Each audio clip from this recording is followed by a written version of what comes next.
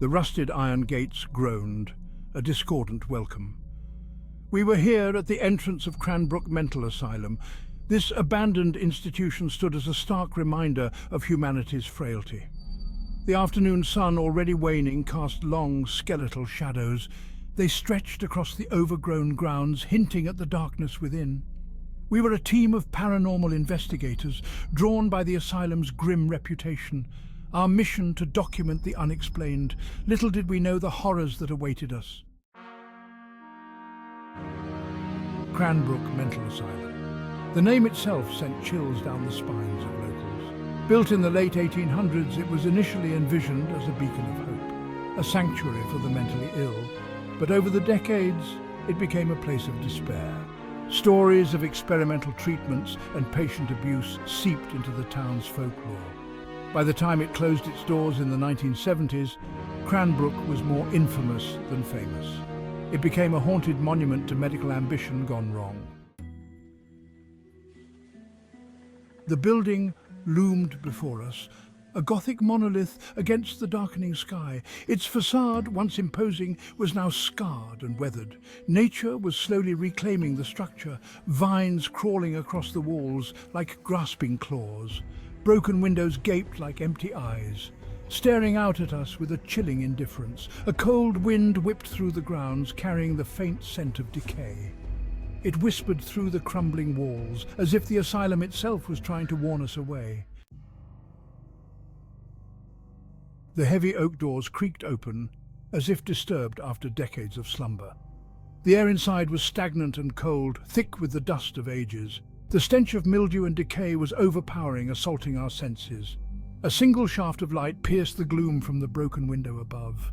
It illuminated dust motes dancing in the stillness, creating an ethereal, almost spectral display. We stepped inside, our footsteps echoing in the vast emptiness. The asylum's interior was a labyrinth of shadowy corridors and crumbling rooms. Each step we took was accompanied by the crunch of debris underfoot.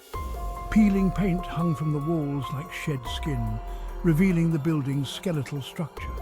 The silence was almost absolute, broken only by the occasional groan of the aging building.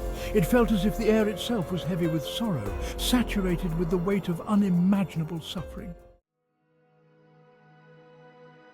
We came to a long hallway lined with identical doors, each one a silent witness to the stories of those who once resided here. The air was thick with the weight of forgotten memories, and the silence was almost deafening. Each door led to what was once a patient's room, a small confined space that held the hopes, fears and dreams of its occupant. The rooms, now empty and decaying, seemed to echo with the whispers of the past. The paint on the doors was scratched and chipped, bearing the marks of time and neglect. It was as if the very walls had absorbed the anguish and despair of those who had lived here. Marked with faded numbers that once identified the occupants, these doors now stood as silent sentinels, guarding the secrets of the past. Each number told a story, a fragment of a life that had been lived within these walls. A rusty bed frame lay overturned in one room, a stark reminder of the passage of time. The bed, once a place of rest and refuge, now lay in ruins, a testament to the relentless march of decay. The thin mattress, rotted beyond recognition, was a poignant symbol of the neglect and abandonment that had befallen this place. It was hard to imagine that this was once someone's sanctuary, a place where they sought comfort and solace.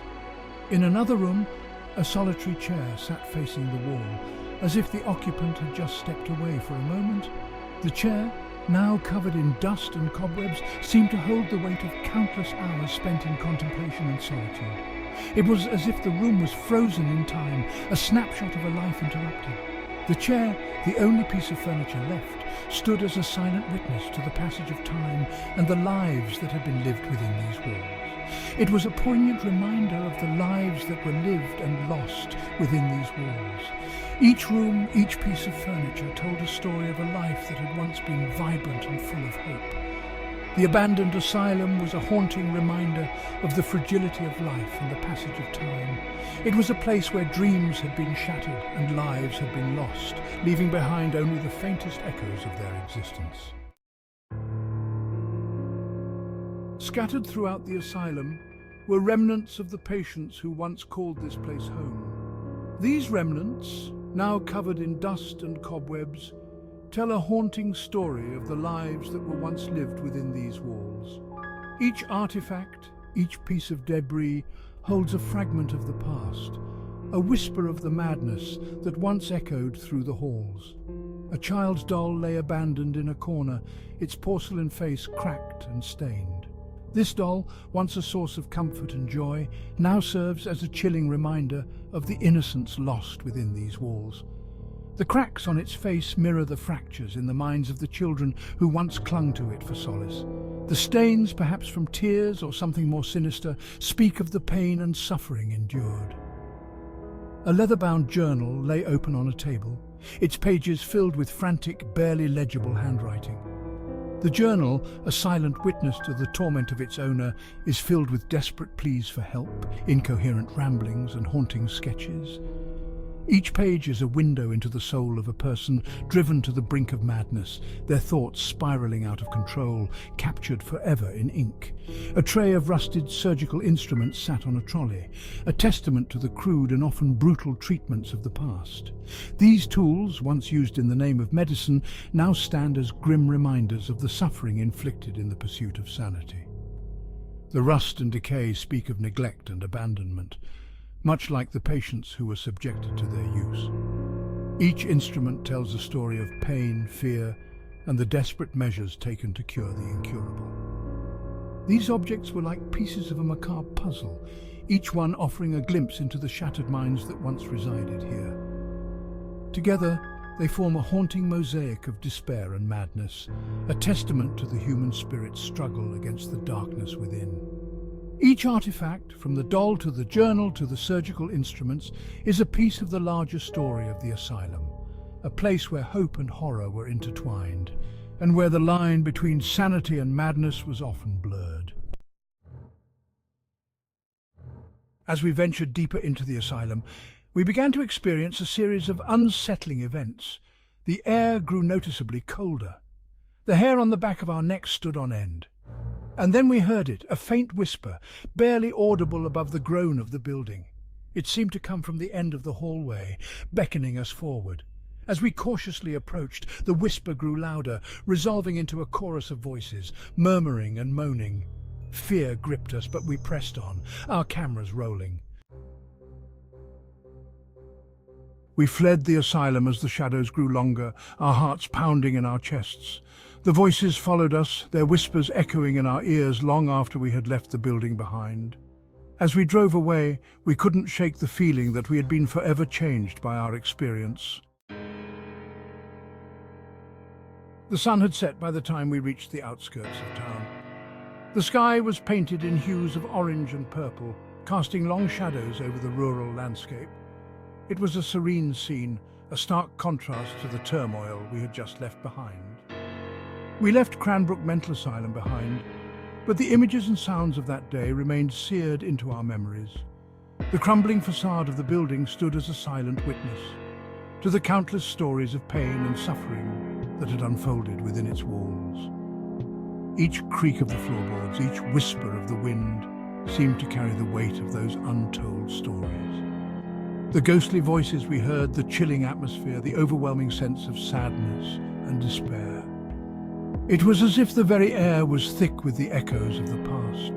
Each breath we took filled with the sorrow of those who had once called the asylum home. The walls seemed to close in on us, the shadows dancing in the corners of our vision, playing tricks on our minds.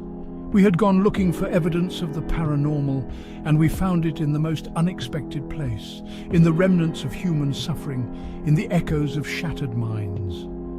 The asylum was a labyrinth of memories, each room a chapter in a story of despair. We found old photographs, letters and personal belongings, each item a testament to the lives that had been touched by madness. The more we explored, the more we realized that the true horror of Cranbrook was not in the ghosts that haunted its halls, but in the very real human suffering that had taken place there. We left Cranbrook with more questions than answers, forever haunted by the ghostly whispers of the asylum. The experience had changed us, leaving an indelible mark on our souls. As we drove away, the sun finally dipped below the horizon, plunging the world into darkness. But the memories of that day remained, a lingering echo of madness that would follow us wherever we went. The journey had ended, but the story of Cranbrook was far from over. It was a place where the past and present intertwined, where the echoes of madness would continue to linger, haunting anyone who dared to listen.